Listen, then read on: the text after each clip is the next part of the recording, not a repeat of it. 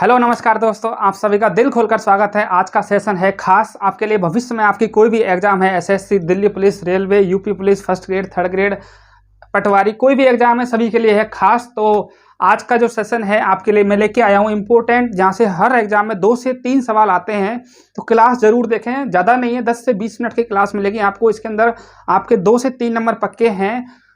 अब आपको जैसा दिख रहा है, मैं वॉल्यूम एंड एरिया, आज वॉल्यूम एंड एरिया के ऊपर हम बात करेंगे। जो पसीना बहाएगा मैदान जीत के ले जाएगा, आपके लिए खास। अब वॉल्यूम और एरिया, इससे हर एग्जाम कोई भी हो इंडिया के अंदर 90% एग्जाम जहाँ पे ये टॉपिक है, वहाँ 2 से 4 क्वेश्चन यहाँ से आपको मिलेंगे। सबसे बड़ी चीज़, सबसे पहले हम शुरुआत करते हैं एरिया से।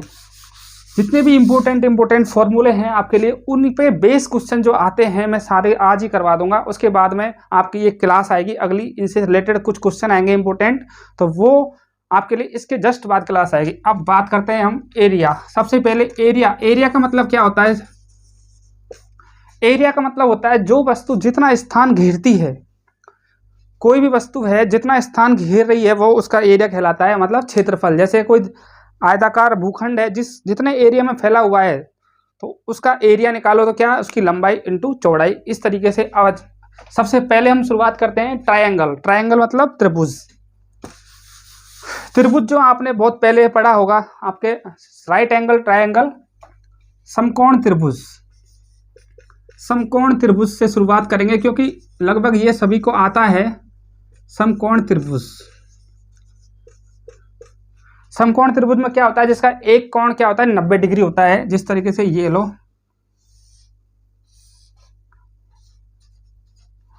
समकोण त्रिभुज। अब सबसे बड़ी चीज, इसका क्षेत्रफल क्या होता है, इसका एरिया क्या होगा, 1/2 आधार इंटू ऊंचाई। ठीक है, आधार इंटू ऊंचाई। जितने भी फॉर्मूले हैं मैं आज उनका रिवीजन कराऊंगा, और नेक्स्ट क्लास में इनसे संबंधित जितने भी क्वेश्चन इंपोर्टेंट हैं, आए हुए हैं या आने की संभावना है, वो सब लेके आएंगे। समकोण त्रिभुज, अब इसका एरिया क्या होता है, 1/2 आधार इंटू ऊंचाई। ठीक है, ये इसका आधार होता है बेस, ये इसका आधार है, ये इसका कर्ण है, और ये क्या है, इसका लंब। ठीक है, समकोण त्रिभुज हो गया। अब पहले त्रिभुज, जितने भी त्रिभुज हैं, समकोण त्रिभुज है, समबाहु है, समद्विबाहु है, इनके जो भी फॉर्मूले हैं वो समकोण त्रिभुज। इसके बाद में आता है समद्विबाहु त्रिभुज, नंबर 2 पे आएगा समद्विबाहु त्रिभुज। समद्विबाहु त्रिभुज क्या होता है, जिसकी 2 भुजाएं क्या होती हैं, समान। ऐसा त्रिभुज जिसकी 2 भुजाएं समान होती हैं।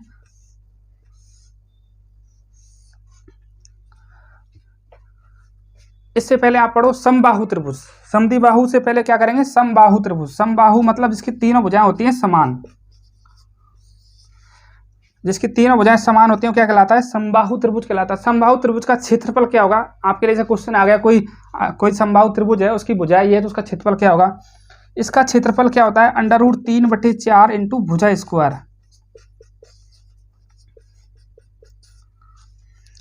√3/4 इंटू भुजा स्क्वायर, समबाहु त्रिभुज का क्षेत्रफल। और कई बार इसकी ऊंचाई ज्ञात करवाता है। ऊंचाई क्या होती, ऊंचाई जैसे इसकी ऊंचाई क्या होगी, ये आधार से लेके यहाँ तक, ये त्रिभुज है ABC। ऊंचाई h इक्वल टू क्या होगा, √3/2 इंटू भुजा। इसकी ऊंचाई h बराबर क्या होगी, √3/2 इंटू भुजा।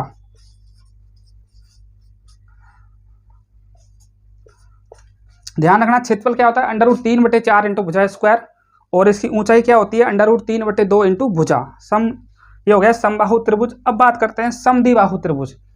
समद्विबाहु त्रिभुज में क्या होता है, जिसकी 2 भुजाएं समान होती है। समद्विबाहु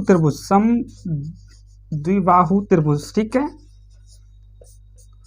समद्विबाहु त्रिभुज जिसकी 2 भुजा समान होती है। ये थोड़ा कंफ्यूज करता है, ध्यान रखना। इसका जो एरिया का फॉर्मूला होता है इस तरीके से, ये 2 भुजा तो बराबर है, ये अलग है, फिर 2 भुजा AAAB। अब समद्विबाहु त्रिभुज का क्षेत्रफल क्या होता है, B/4 √4A² - B²। इसका एरिया क्या होगा, इसका एरिया होता है B/4 √4A² - B²। ठीक है, यहाँ तक का आया समझ में? एक बार रिवाइज कर देते हैं। समकोण त्रिभुज का क्षेत्रफल क्या होता है? 1/2 आधार इंटू ऊंचाई। उसके बाद हमने पढ़ा था समबाहु त्रिभुज, इसका एरिया क्या होता है? √3/4 इंटू भुजा स्क्वायर। इसके बाद में इसकी ऊंचाई क्या होती है? √3/2 इंटू भुजा।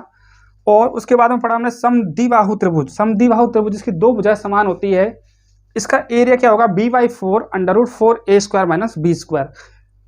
ये 3 प्रकार के त्रिभुज हो गए आपके पास। और एक सीधी सी बात हो तो आपको मालूम होगा, त्रिभुज के तीनों कोणों का योग क्या होता है? 180 डिग्री। ये क्वेश्चन कई बार पूछ लेते हैं, लेकिन ध्यान रखना, त्रिभुज के तीनों कोणों का योग क्या होता है? 180 डिग्री। इसके बाद में अब करते हैं एक त्रिभुज का अंतः केंद्र परिकेंद्र। ये 2 क्वेश्चन और आते हैं, यहां तक का नोट कर लिया।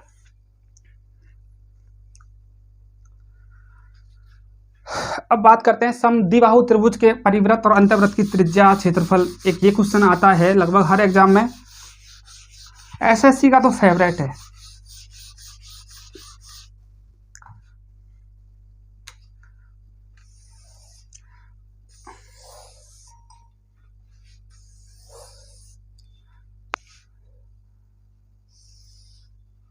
समद्विबाहु और समबाहु दोनों में। अब समबाहु त्रिभुज के परिवृत्त और अंतर्वृत्त की त्रिज्या निकालनी हो तो और क्षेत्रफल निकालनी हो तो क्या करेंगे? इसके लिए देखो आपके लिए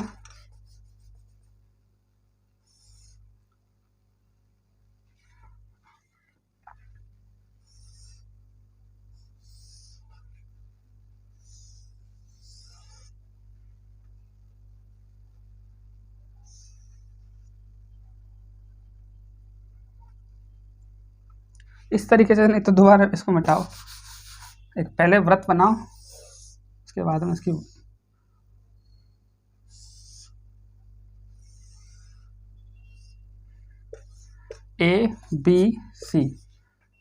ABC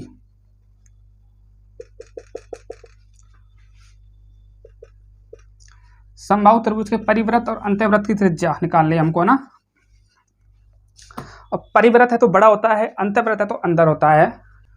अंतर्वृत्त की त्रिज्या क्या होती है? a/√3 a/2√3। अंतर्वृत्त और परिवृत्त, अंतर्वृत्त वृत्त जो अंदर बना हुआ वृत्त है तो उसकी त्रिज्या छोटी होगी, जैसे इसके अंदर वृत्त बना हुआ है तो त्रिज्या छोटी होगी, तो a/2√3।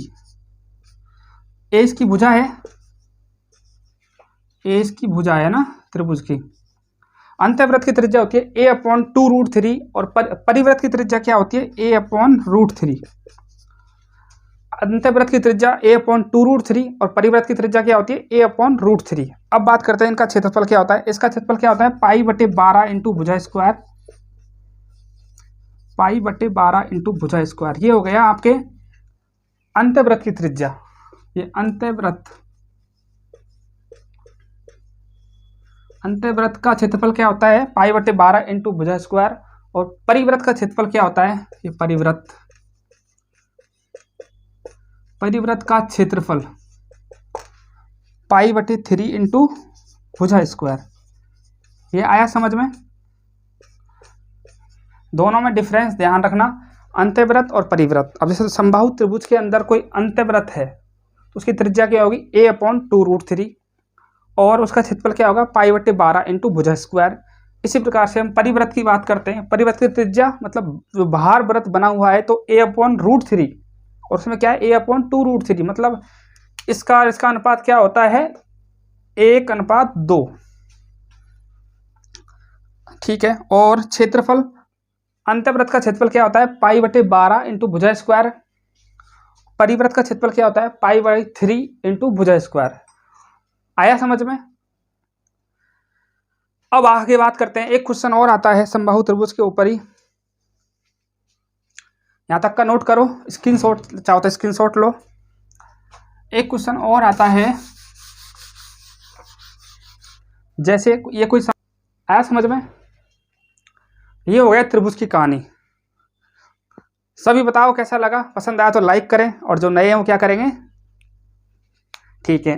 अब बात करते हैं आगे, किसी कमरे की चारों दीवारों का क्षेत्रफल। जैसे कई बार क्वेश्चन आता है, कोई वो घन में है वैसे तो, लेकिन यहाँ पे बता दिया गया है आपके लिए, कोई कमरा है उसके अंदर चारों तरफ दीवार है, उनका क्षेत्रफल ज्ञात करना है 2l + b × h। अब बात करते हैं किसी आयत के चारों तरफ कोई रास्ता बना हुआ है, जैसे कोई आयताकार पार्क है, उसके चारों तरफ रास्ता बना हुआ है या अंदर बना हुआ है। क्वेश्चन आता है, एक आयताकार घास का मैदान है,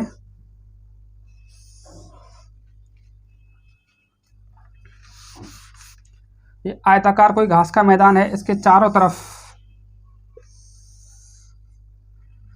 तरफ ये रास्ता बना हुआ है,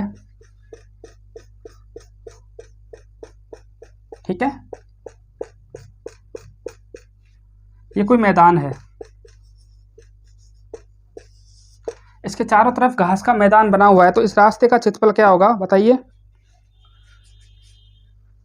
रास्ते का क्षेत्रफल, इसके दो तरीके हैं, एक तो सबसे छोटा है 2x l plus B plus minus का 2x। कभी भी रास्ते का क्षेत्रफल निकालना हो l प्लस बी, ठीक है, एक तो ये फॉर्मूला लगा सकते हैं आप। दूसरा,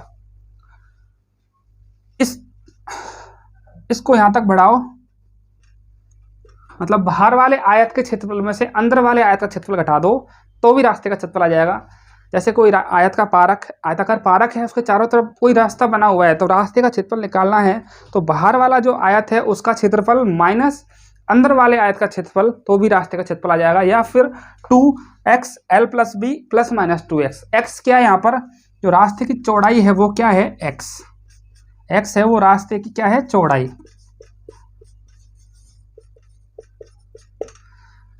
ये हुआ आयत की कहानी। एक बार रिवाइज कर लेते हैं। आयत का क्षेत्रफल लंबाई इंटू चौड़ाई, आयत का परिमाप 2 लंबाई प्लस चौड़ाई, आयत का विकर्ण अंडर रूट ऑफ लंबाई का स्क्वायर प्लस चौड़ाई का स्क्वायर, और एक आयताकार पार्क है, उसके चारों तरफ कोई रास्ता बना, उसका क्षेत्रफल निकालना है तो 2x l plus B plus minus 2x।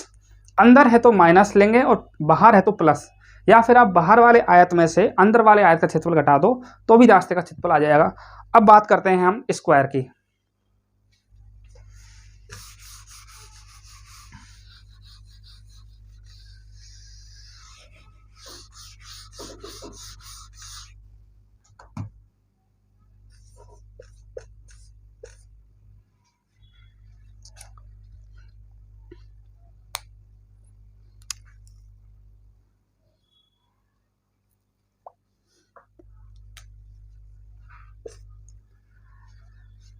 वर्ग क्या होता है, जिसकी चारों भुजाएं समान होती हैं। आयत में आमने सामने की समान होती है, वर्ग में क्या होता है, चारों भुजाएं समान होती है और प्रत्येक कोण 90 डिग्री होता है, वो क्या कहलाता है, स्क्वायर।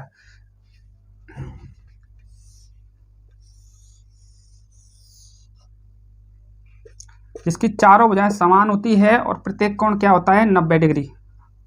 ये डेफिनेशन में इसलिए बता रहा हूँ, काफ़ी है जिनको नहीं आती होगी, हो सकता है आप सभी को आता हो, बट फिर भी 1-2% कुछ ऐसे हैं जिनको नहीं मालूम हो, कोई बात नहीं, सीख तो सकते हैं ना। जिसकी सभी भुजाएं समान हो और प्रत्येक कोण 90 डिग्री हो, वो क्या कहलाता है, स्क्वायर कहलाता है। अब सबसे पहले वर्ग का क्षेत्रफल, वर्ग का परिमाप और विकर्ण। वर्ग का क्षेत्रफल, जैसा कि आयत में लंबाई इंटू चौड़ाई है, तो यहाँ भी वही लंबाई इंटू चौड़ाई है, बट यहाँ बराबर है, तो वर्ग का क्षेत्रफल क्या होता है, भुजा स्क्वायर, क्योंकि वर्ग की प्रत्येक भुजा बराबर होती है। वर्ग का परिमाप, पैरामीटर क्या होगा, अब यहाँ प्रत्येक भुजा बराबर है तो चारों भुजाओं को जोड़ेंगे तो क्या आएगा, 4a, 4 इंटू भुजा कर दो। वर्ग का परिमाप क्या हो गया, 4 इंटू भुजा। अब वर्ग का विकर्ण ज्ञात करना है। जैसे विकर्ण क्या होता है, ये तिरछी रेखा, सबसे बड़ी जो तिरछी रेखा होती है। विकर्ण क्या होता है, विकर्ण भुजा का क्या होता है, √2 गुणा। वर्ग का विकर्ण क्या होता है, √2 इंटू भुजा। वापिस फिर से रिवाइज करते हैं। वर्ग का क्षेत्रफल भुजा स्क्वायर, परिमाप 4 इंटू भुजा, विकर्ण √2 इंटू भुजा। ये 3 ही फॉर्मूले हैं वर्ग के लिए। और वही इसके चारों तरफ वही रास्ता बना हुआ है, तो बाहर वाले वर्ग में से अंदर वाला घटा दो, यही सबसे बेस्ट तरीका है। बाहर वाले वर्ग में से, जैसे किसी वर्ग के चारों तरफ रास्ता बना हुआ है, जैसे ये कोई वर्गाकार मैदान है, इसके चारों तरफ रास्ता बना हुआ है, तो बाहर वाले में से अंदर वाला वर्ग घटा दो, ऑटोमेटिक रास्ते का क्षेत्रफल आ जाएगा। सीधी सी बात है, कुछ रटने की दिक्कत है ही नहीं। इसको ज़्यादा ट्रिक व्रिक के चक्कर में पढ़ना भी बेकार है। एग्जाम में क्या आपसे छोटा थोड़ा सा भी ऊपर नीचे हो गया तो सवाल गलत है, एग्जामिनर आपके लिए हमेशा जो आपसे गलतियां होती हैं वो वाला ऑप्शन तैयार रखता है, उसको मालूम होता है बच्चा क्या गलती कर सकता है, क्वेश्चन उसी अकॉर्डिंग बनाया जाता है। तो विशेष ध्यान रखें, जब भी आपको इस तरीके की समस्या आए तो हमेशा बेसिक से करें। ओके, आयत हो गया, वर्ग हो गया। अब बात करते हैं चतुर्भुज।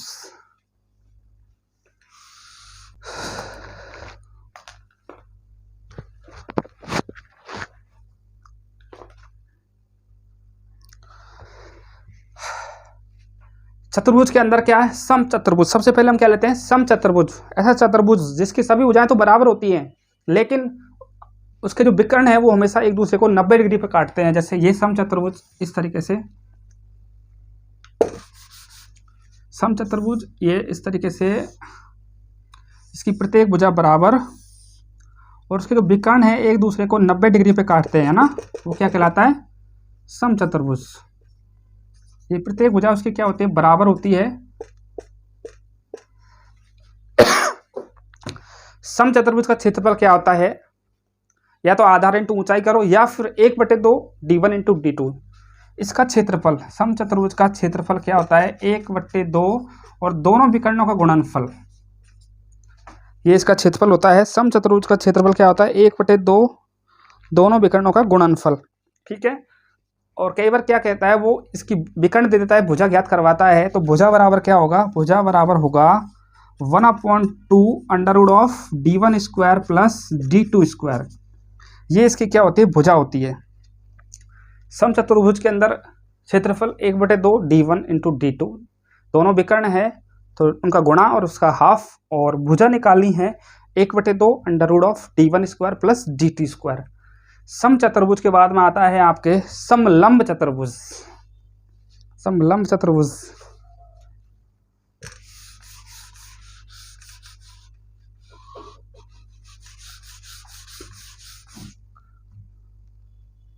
समलंब चतुर्भुज इस तरीके से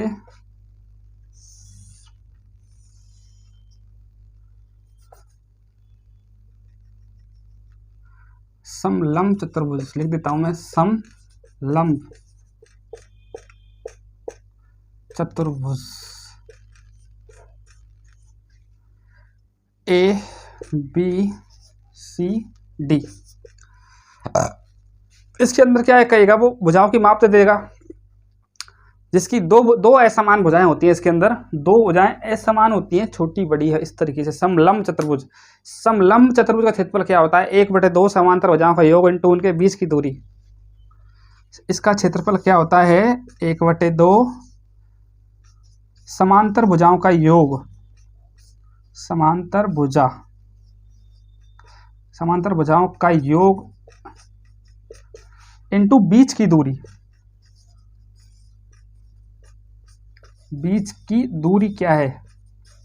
जैसे ये क्या है? बीच की दूरी है, और ये समांतर भुजाएं हो गई ABCD।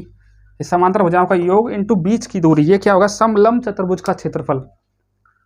समांतर भुजाओं का योग इंटू बीच की दूरी। अब लेते हैं वृत्त। सबसे आसान वृत्त। वृत्त मतलब सर्किल।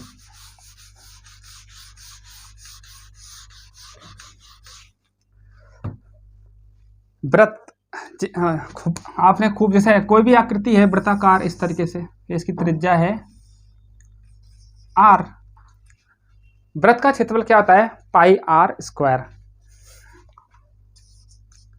वृत्त का क्षेत्रफल πr²। ठीक है। वृत्त की परिधि क्या होती है? 2πr।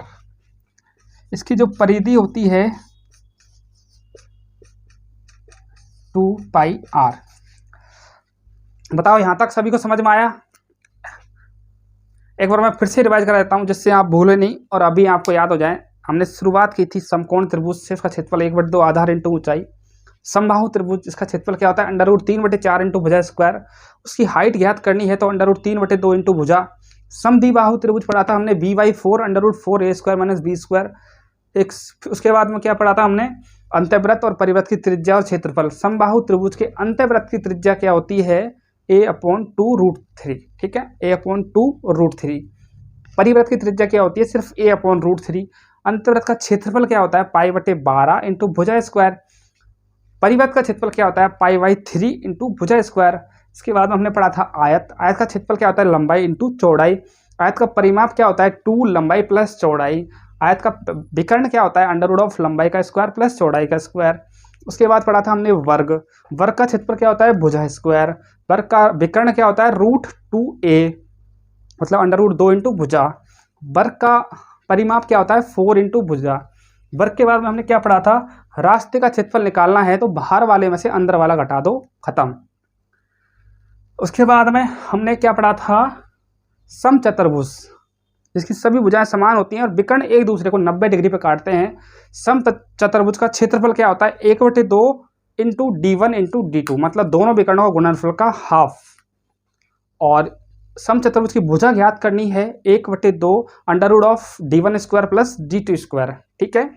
समचतुर्भुज के बाद में हमने पढ़ा था समलंब चतुर्भुज। समलंब चतुर्भुज के अंदर क्या होता है, दो भुजाएं होती हैं वो असमान होती हैं।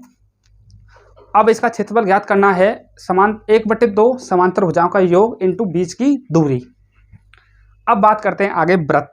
व्रत में क्या हमने व्रत सर्किल, इसकी त्रिज्या r है, इसका क्षेत्रफल क्या होता है, पाई आर स्क्वायर। इसकी परिधि क्या होती है, 2 पाई r। और इसमें और क्या है,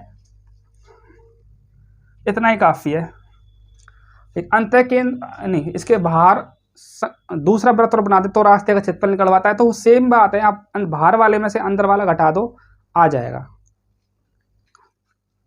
आपके लिए लास्ट 2 फॉर्मूले और हैं। जैसे व्रत के अंदर एक त्रिज्यखंड होता है और एक छायांकित भाग। जैसे व्रत के अंदर ये कोई त्रिज्यखंड है, ये थीटा है, इस तरीके से ये कोई त्रिज्यखंड है ना, तो इसका क्षेत्रफल क्या होगा, त्रिज्यखंड का क्षेत्रफल, त्रिज्यखंड का क्षेत्रफल। जिस तरीके से आप पिज्जा वगैरह खाते हो तो उसमें से एक टुकड़ा निकाल लेते हैं, उस तरीके से वो एक त्रिज्यखंड है। तो त्रिज्यखंड का क्षेत्रफल क्या होता है, पाई आर स्क्वायर इंटू थीटा बटे 360, पाई आर स्क्वायर इंटू थीटा बटे 360, ये होता है त्रिज्यखंड का क्षेत्रफल। एक आता है छायांकित भाग का क्षेत्रफल, क्या होता है, पाई आर स्क्वायर इंटू थीटा बटे 360। अब बात करते हैं छायांकित भाग का क्षेत्रफल। जैसे ये कोई वृत्त है,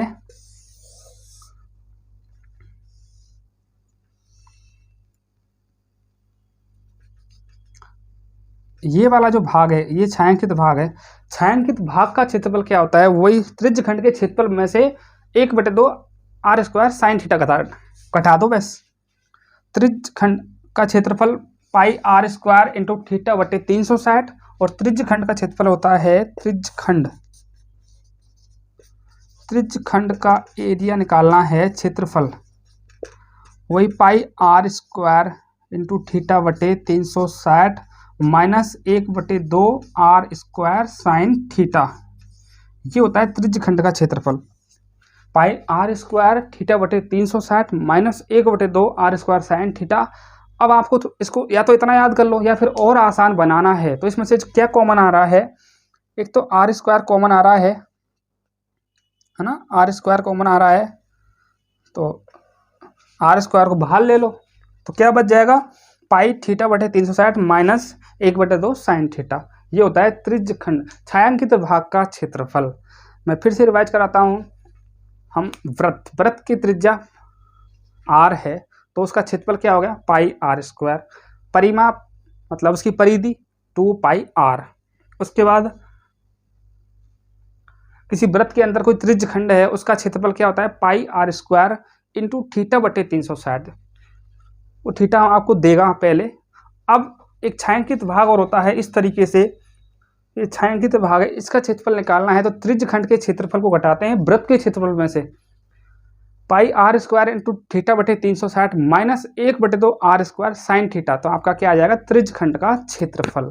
आज के लिए इतना ही, आपसे इतना ही एक्सेप्ट होगा मेरे हिसाब से। तो आगे आपके लिए और भी कुछ फॉर्मूले हैं इंपॉर्टेंट, इन पे बेस फिर हम क्वेश्चन लेके आएंगे, क्योंकि ये वाले 2 चैप्टर ऐसे हैं एडवांस मैथ के, आपके लिए लगभग हर एग्जाम छोटी से लेके बड़ी तक कोई भी एग्जाम हो यहाँ से क्वेश्चन आता ही है।